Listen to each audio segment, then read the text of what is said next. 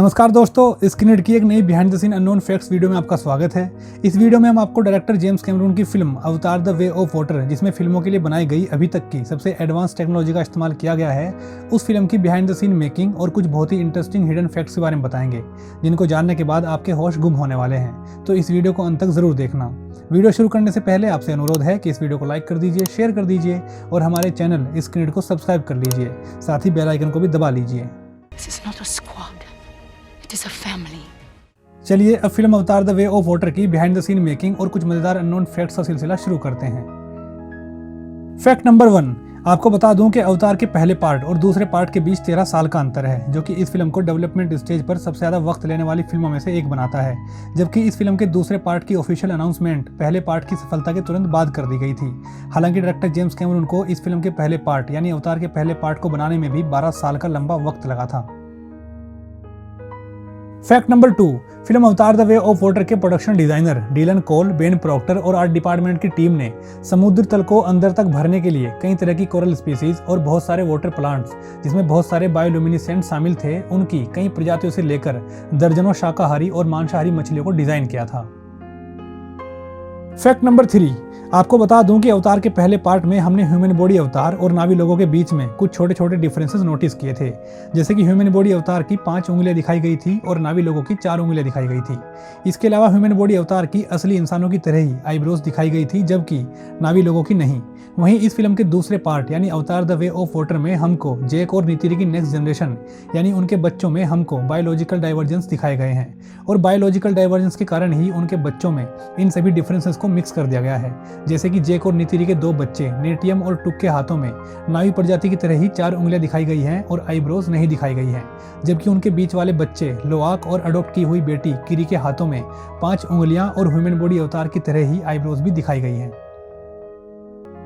Fact number 4, film अवतार में दिखाया गया है कि पेंडोरा पर स्थित नावी क्लैंस अपने यूनिक एनवायरनमेंट की वजह से अलग अलग तरह से विकसित हुए हैं। एग्जाम्पल के तौर पर मेटकाइना कबीले के लोगों की मोटी लंबी पूंछ और मोटी बाहें दिखाई गई हैं, जिससे कि उनको पानी में तैरने में मदद मिलती है। जबकि ओमाटिकाया कबीले के लोगों के शरीर को पतला, फ्लेक्सिबल और डिफरेंट मसल स्ट्रक्चर वाला बनाया गया है, जिसकी मदद से वो तेजी से पेड़ों पर चढ़ सकते हैं, लटक सकते हैं और दौड़ सकते हैं। फिल्म के कॉन्सेप्ट के हिसाब से पेंडोरा पर 15 अलग अलग नावी कबीले हैं और संभव है कि सबको एक दूसरे से डिफरेंट विकसित किया गया है।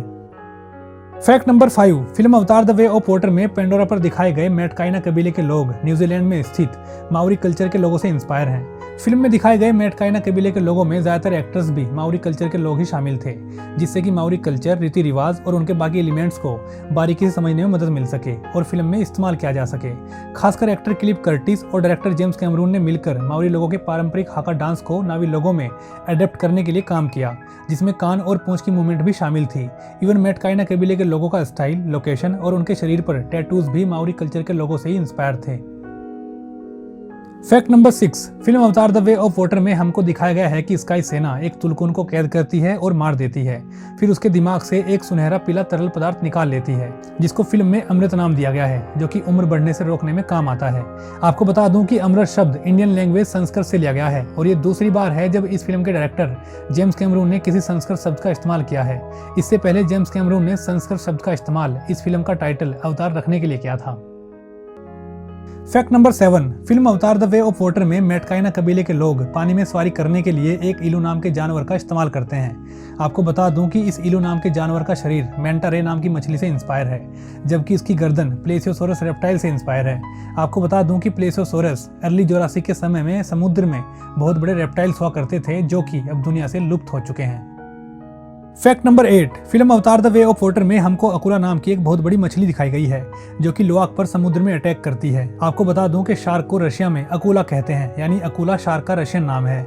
साथ ही आपको बता दूं कि अकुला को कुछ साल पहले वेटा वर्कशॉप द्वारा बनाए गए एक स्केच के आधार पर साल 2018 में जैकरी बर्जर ने डिजाइन किया था, जो कि जेम्स कैमरून को बहुत पसंद आया था। साथ ही आपको बता दूं कि अकुला नाम की यह शार्क मछली डंक लियोस्टिस से इंस्पायर्ड है, जो कि लगभग 382 मिलियन वर्ष पहले धरती पर मौजूद हुआ करती थी।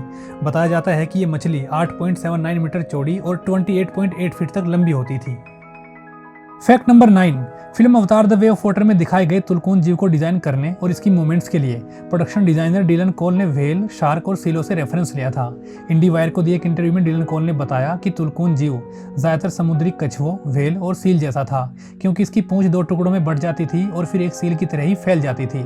इसलिए अगर आप फिल्म में तुलकून को ध्यान से देखेंगे तो आपको पता चलेगा कि तुलकून की ओवरऑल मूवमेंट्स व्हेल की तरह नहीं थी, क्योंकि वो खुद को काफी रोटेट कर सकता था और अपने शरीर को आसानी से मोड़ भी लेता था। फैक्ट नंबर 10, न्यूजीलैंड में स्थित माओरी लोग जिनसे अवतार द वे ऑफ वाटर में दिखाए गए मैटकाइना कबीले के लोग इंस्पायर्ड हैं। आपको बता दूं कि माओरी जनजाति के लोग व्हेल मछली को बहुत ही आदर्शों के रूप में मानते हैं, जैसे कि टंगारोआ को लोग गॉड ऑफ सी के रूप में मानते हैं और टानीवा को एक रहस्यमय प्राणी और माओरी कबीले के लोगों और उनकी जगह के रक्षक के रूप में मानते हैं। वैसे इस कॉन्सेप्ट पर व्हेल राइडर जैसी कुछ अच्छी फिल्में बनाई गई हैं और एक्सक्लूसिवली अवतार 4 का टाइटल भी शायद द तुलकून राइडर ही होगा, जिसमें शायद हमको तुलकून से जुड़ी कुछ इसी तरह की स्टोरी देखने को मिलेगी। Fact number 11, film Avatar the way of water का ज्यादातर हिस्सा पानी के अंदर ही शूट किया गया था। ऐसे में बहुत जरूरी था कि फिल्म में काम करने वाले क्रू और सभी एक्टर्स को पानी के अंदर कैसे बैलेंस बनाना है, कैसे लंबे समय तक सांस होल्ड करनी है और कैसे परफॉर्म करना है, उसकी अच्छी जानकारी हो। आपको बता दूं कि अवतार द वे ऑफ वाटर में अंडर वाटर शूट के लिए क्रू और सभी एक्टर्स को परफॉर्मेंस फ्री डाइविंग इंटरनेशनल के फाउंडर और कोच कर्क क्रैक ने ट्रेनिंग दी थी, जिनकी मदद से इस फिल्म में काम करने वाले सभी एक्टर्स और क्रू मेंबर ने इस फिल्म में पानी के अंदर इतना अच्छा काम किया है। फैक्ट नंबर 12, डेली मेल को दिए एक इंटरव्यू में film Avatar the way of water के प्रोड्यूसर जॉन लैंडो ने खुलासा किया था कि फ्री डाइविंग ट्रेनिंग के दौरान केट विंसलेट ने पानी के अंदर 7 मिनट तक अपनी सांसों को रोककर सभी को हैरान कर दिया था। She was phenomenal. हालांकि उन्होंने 7 मिनट तक अपनी सांसें नहीं रोकी थी, वो टाइम 6 मिनट 50 कुछ सेकंड था, पर हमने केट के लिए इसे 7 मिनट कहा। इसी इंटरव्यू में आगे बेली बेस, जिन्होंने फिल्म में केट विंसलेट की बेटी टिसीरिया की भूमिका निभाई है, उन्होंने कहा कि इस रिकॉर्ड को तो केट विंसलेट ही होल्ड करती है जो उन्होंने फ्री डाइविंग ट्रेनिंग के दौरान बनाया था, पर मैंने भी उसी दौरान पानी के अंदर अपनी सांसों को 6 मिनट 30 सेकंड तक रोक लिया था। फैक्ट नंबर 13, स्टीफन लैंग, जिन्होंने अवतार द वे ऑफ वाटर में माइल्स क्वारिश की भूमिका निभाई है। जब उनसे अंडर वाटर शूटिंग के दौरान सांस रोककर रखने के बारे में पूछा गया तो स्टीफन लैंग ने एक्टिंग करते समय और स्थिर रूप से सांस रोकने के बीच के अंतर को बताया। उन्होंने कहा कि मुझे लगता है कि मैं 4-5 मिनट तक अपनी सांसों को आराम से रोक सकता हूँ, लेकिन जब आप एक्टिंग करते हैं तब यह अलग होता है।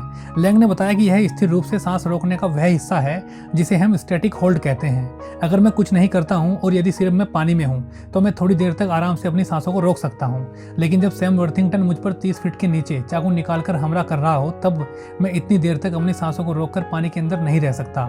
यानी स्टीफन लैंग के मुताबिक पानी के अंदर सांस रोकना अलग बात है और सांस रोककर एक्टिंग करना अलग बात है, जो कि आसान नहीं होता। Fact number 14, film Avatar the way of water में मैटकाइना कबीले के लोगों के लिए तुलकून को बहुत ही महत्वपूर्ण जीव के रूप में दिखाया गया है।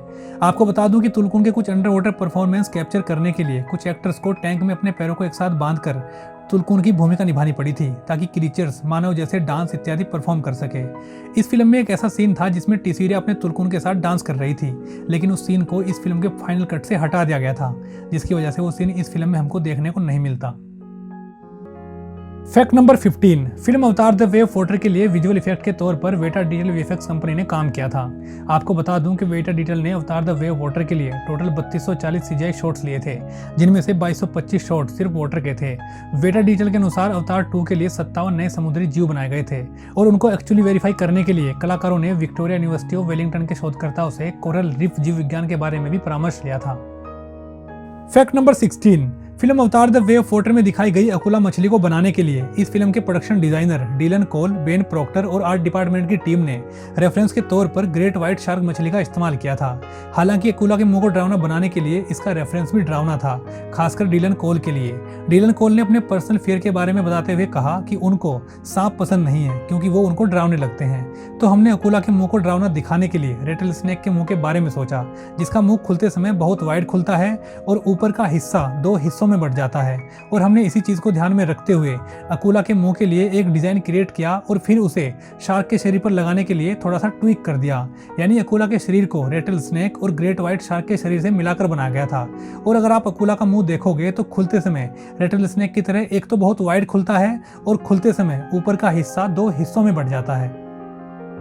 फैक्ट नंबर 17, फिल्म अवतार सीरीज के डायरेक्टर जेम्स कैमरॉन ने एक इंटरव्यू में कहा था कि अगर अवतार the way of water profitable नहीं रहती है तो वो इस फिल्म के तीसरे पार्ट के बाद अवतार सीरीज को तीसरे पार्ट में ही समाप्त कर देंगे। आगे उन्होंने कहा था कि अब देखना यह है कि अवतार द वे ऑफ वाटर को कितने लोग देखते हैं और कितने नहीं। आपको बता दूं कि जेम्स कैमरॉन ने अवतार सीरीज के अभी तक टोटल 5 पार्ट अनाउंस किए हुए हैं। हालांकि अब वो 5 बनेंगे या नहीं ये तो वक्त ही बताएगा। तो दोस्तों ये थी film Avatar the way of water की बिहाइंड द सीन्स मेकिंग और कुछ बहुत ही मजेदार हिडन अननोन फैक्ट्स। उम्मीद करते हैं आपको मजा भी आया होगा और हमने आपकी नॉलेज भी बढ़ाई होगी। वीडियो पसंद आई हो तो इसे लाइक करें, अपने फिल्मी दोस्तों के साथ शेयर करें और इस तरह की behind the scenes making unknown facts videos के लिए हमारे चैनल स्क्रीन को सब्सक्राइब जरूर करें, साथ ही बेल आइकन को भी दबाएं। इस वीडियो में बस इतना ही। जल्द मिलते हैं ऐसी किसी और इन्फॉर्मेटिव वीडियो के साथ। तब तक के लिए गुड बाय।